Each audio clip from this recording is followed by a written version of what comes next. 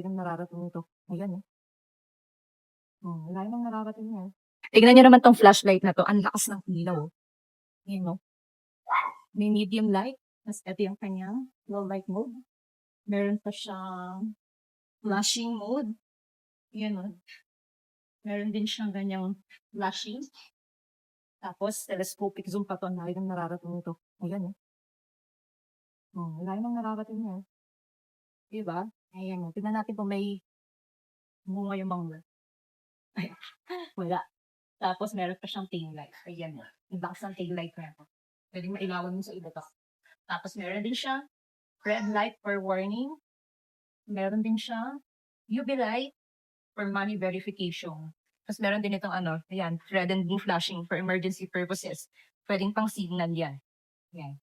Ganyan siya. Ganyan kaganda itong flashlight na to. Ayan, tingnan nyo naman, ang ganda oh. Wala talagang buhang. Ayan. Waterproof and rechargeable na rin ito. Ang lakas, di ba? Magagamit talaga ito sa dilim tsaka pag nawala ng kuryente dyan. Kaya, for the go na.